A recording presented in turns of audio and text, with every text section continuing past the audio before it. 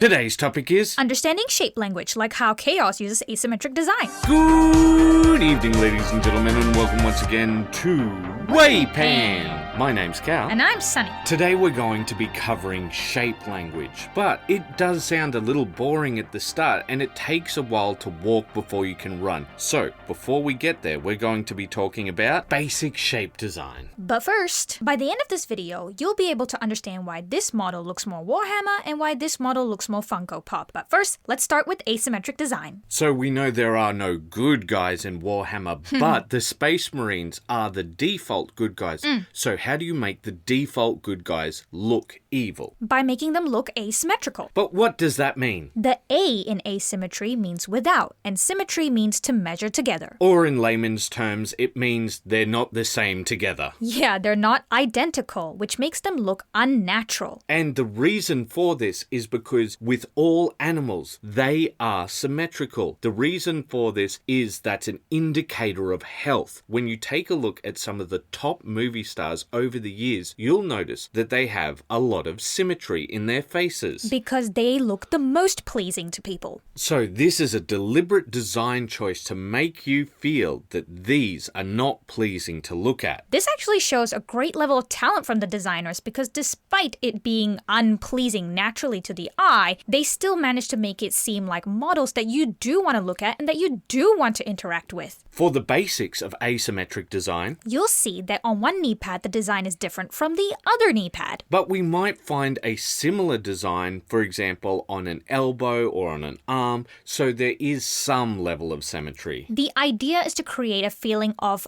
unbalanced proportions, which creates that unnatural, off-putting feeling. Now that we've shown you that you can use shape language and design language in general, let's move on to the basics. The basics.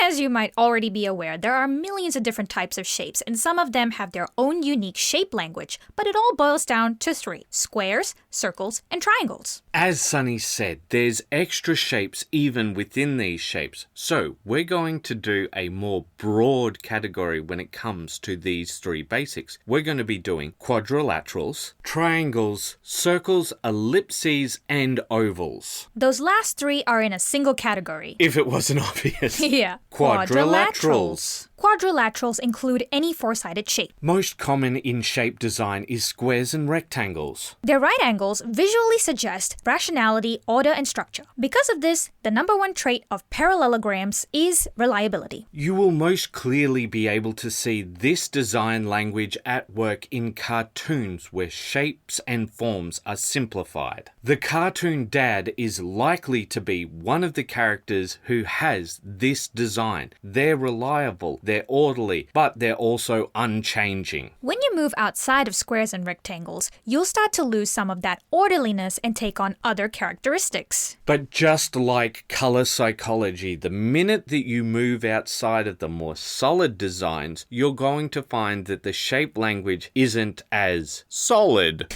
Cal, you're the worst. Rhombuses give a feeling of sophistication, luxury, and abstract style, probably because it also looks like a diamond. Rhombus, a girl's best friend, doesn't have quite the same ring. Why are you like this? Parallelograms, the Sangit square. It's parallelogram, but yes.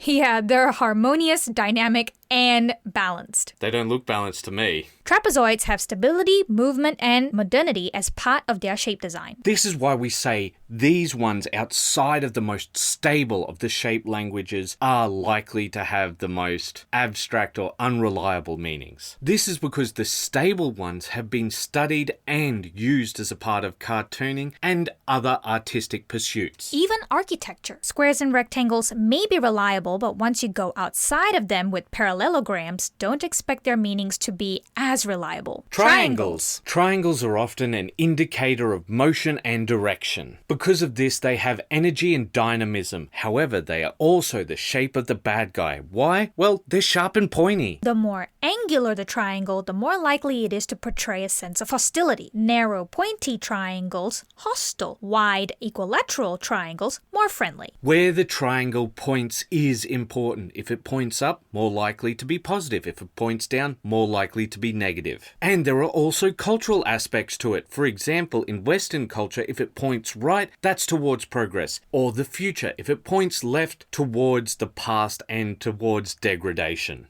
As seen with the imperial eagle. During the Crusade, the eye was on the right eagle, and during 40K, the eye is on the left. Symbolically looking towards the future or the past respectively, towards progress or towards tradition. You can see this with the chaos symbol, where is it pointing everywhere to show that chaos is without direction. The basic characteristics of a triangle are that of risk, balance, and stability. Despite some of these traits being in opposition, the reason why it has such a solid foundation, unlike other shapes, is a triangle is always a triangle. It's never something else, unlike parallelograms. Parallelograms. Circles. Circles, ellipses, and ovals are connected with unity and harmony. Probably because it's a closed loop. However, unlike other shape groupings, these have very individualistic meanings. For example, circles are a very powerful symbol, connected with arcane and alchemical drawings. The circle represents a loop without end, and in this instance, it is a very powerful meaning. And many religions across the world will reference the circle. For example, the yin and yang symbol in Chinese culture. It shows a closed loop to represent balance. The Christian Borromean ring represents the unity of the Trinity. There are so many more that we can't mention them all. If somebody is using circles in their design, it is to represent either power and authority or warmth and openness. But ovals are a different matter, and it's often correlated with the feminine, and that's because of one very obvious thing: eggs. Ovals have many of the softer qualities of circles, but not the authoritative ones. The feeling of eternity is broken with the oval symbol. However, it does have a connection with new beginnings. Although there is one contradictory quality of the circle that is opposite to authoritative, which is that it's a very friendly shape, because it's often seen as a shape that's correlated with children and babies because it doesn't have any sharp edges. Most of the authoritative and powerful circles come from a symbol called the perfect circle. A perfect circle is a set of points that are all equidistant from its center. It is as much a symbol of perfect mathematics as it is a shape language symbol. Advanced shape language. What we have told you is the absolute basics of shape design. After this, you can start combining these shapes and seeing how things change. As an example, let's take a look at the beloved Space Marines. Now, when it comes to the Space Marines, they are big, solid rectangles. But notice that there's a lot of rounded shapes within them, along their shoulder pads, around their elbows, specifically on their knees. There is a lot of shapes that indicate that this is actually a friendly character. Yes, I would agree with that. As Cal mentioned, there's a large use of rectangular shapes to show the stability, the rigidity, and the strength of Space Marines. It also gives them an air of intimidation. So to remind people that this is a force for good, you need to round out some of these shapes to bring in an air of friendliness. So, once again, how do you make this look evil? How do you make this look more intimidating, more hostile? You add a whole lot of triangles. Take a look at the shape of Chaos Space Marines and you will see triangles everywhere. We're not going to go through every single faction, but we'll go through some quick rapid-fire ones. Alright, let's take a look at Tyranids and Orcs. They're circles, but predominantly they're triangles. Very pointy, very sharp. The Orcs more than the Tyranids. You can see big, blocky, rectangular shapes with the Orcs. And with the Eldar, they're all triangles and circles, and they're very, very angular. So there's an innate sense of hostility to them. The Dark Eldar as compared to the regular Eldar because they are more pointy and more angular. The Tau are all circles and squares, reliable and soft. But simply combining basic shapes is not all there is to advanced shape design. We're now going to take you through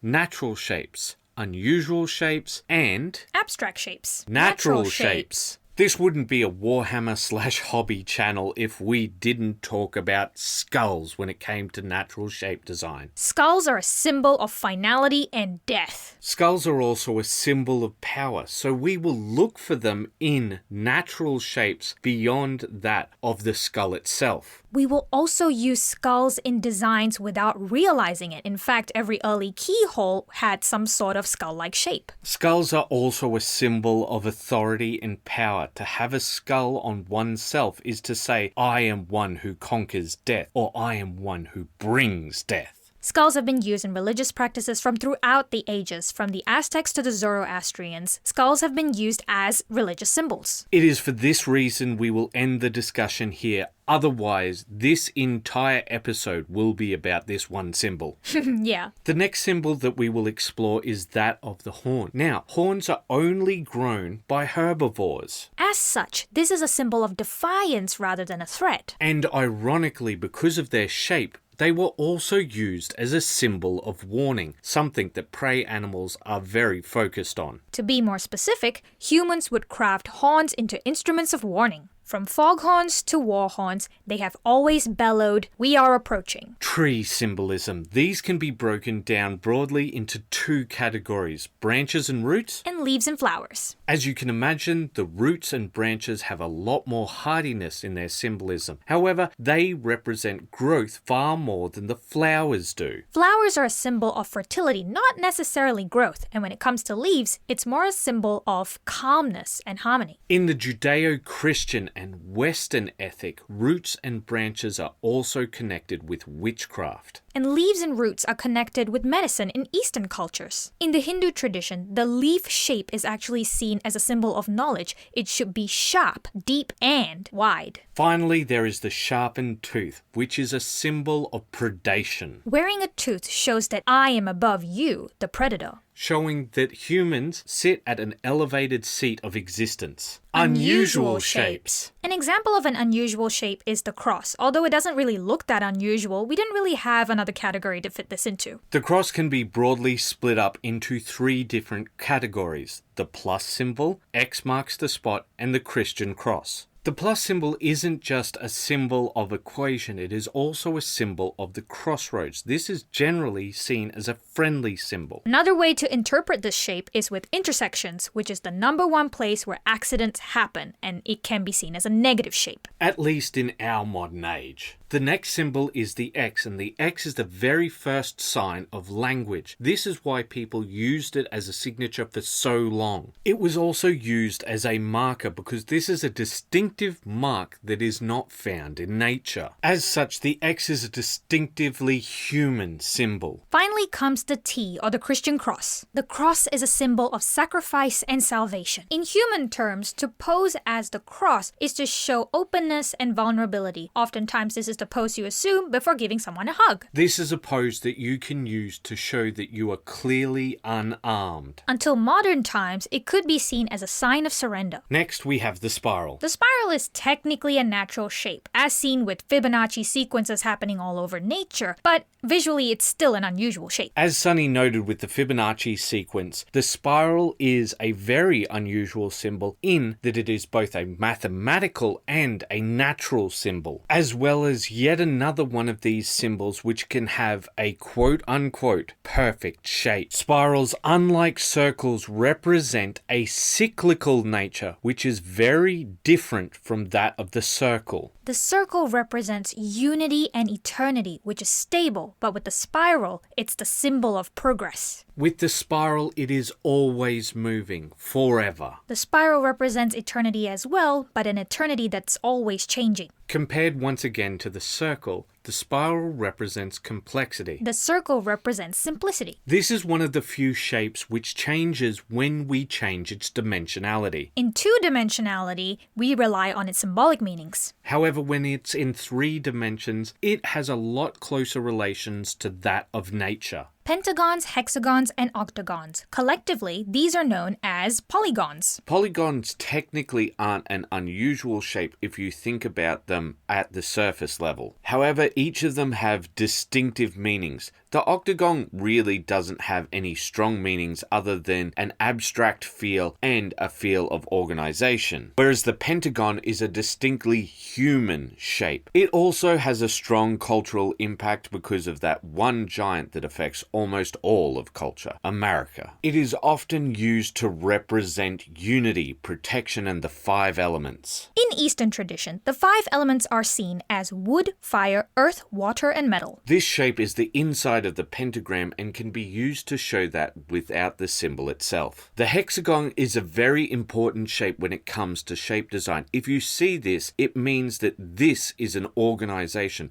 Not only that, they perceive themselves to be the perfect and natural organization. Nature loves hexagons because they do not waste space in the same way that other objects do. This shape also leads to increased strength and stability. This can also be seen with the bubble example. When you put them together, they eventually form hexagons to increase their stability. However, first impressions matter. When it comes to hexagons, Westerners only think of one thing, which is bees. Well, Cal, in any culture, I think bees are the number one thing that comes to mind when it comes to hexagons.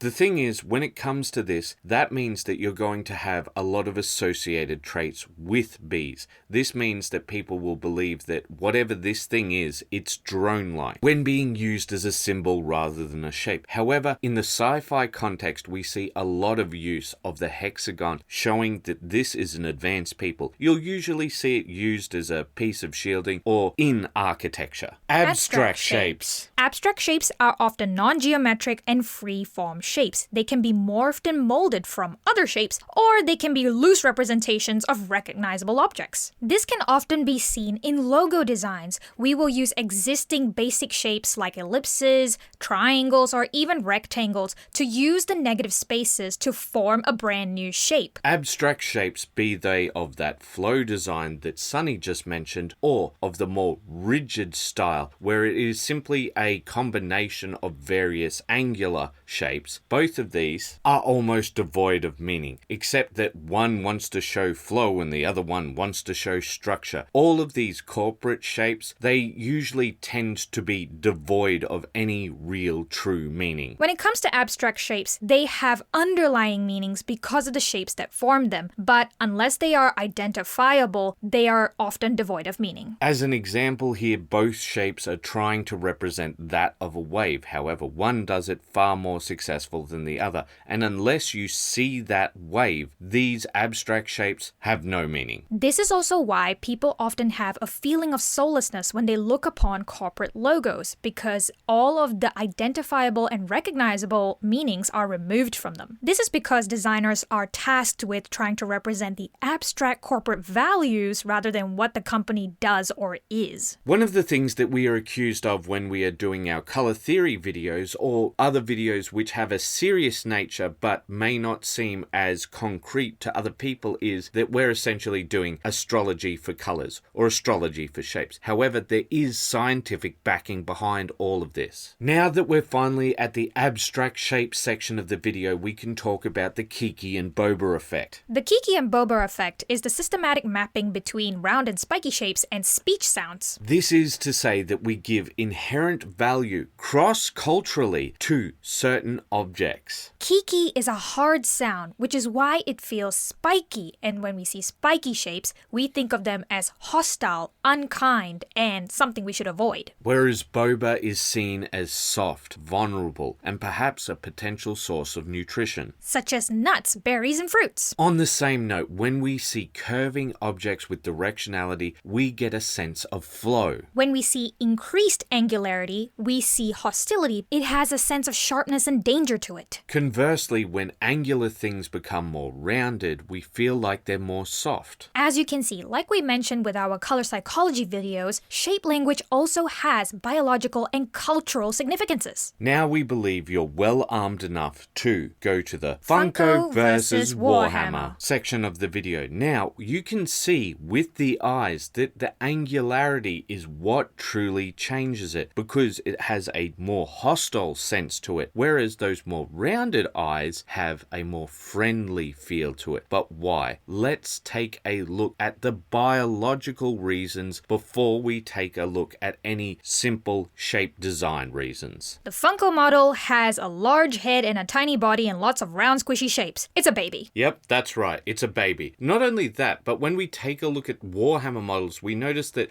the weapons are oversized, the heads are oversized, and the hands are oversized. These are all the tools of war. So, in other words, Warhammer, it's all about war, baby. The virgin Funko Pop collector. I need a baby. The Chad Warhammer fan. I dream of commanding thousands of troops. We hope that you've enjoyed our episode today. If you'd like to support us and our endeavors, please either join us here on YouTube, where you can get your own STLs of models that we've had made for our game, or on Ko-Fi. We hope this shape design episode will be helpful to your hobbying journey. And as always, keep those brushes wet. Bye-bye.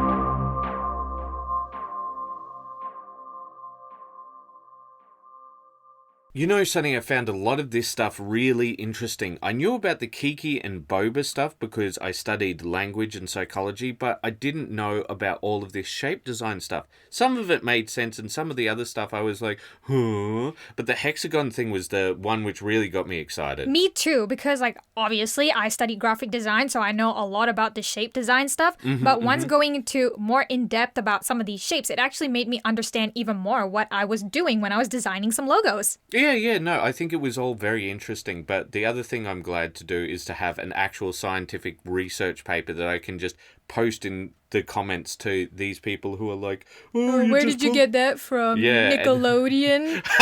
That's what he said, wasn't it? Yeah. It's like, where'd you get this color theory stuff from? The Nickelodeon channel? And I'm like, here's a scientific paper. He never said anything after that, did he? Yeah, exactly. Well, either way. Well, we hope you guys liked this and found it interesting just like we did. Yeah, we found it very interesting, and we hope that you do. And if you liked it, please share it. Thank you so much for coming all the way to the end. You guys are the true wave panners. Yeah, thanks. Bye, guys. Bye.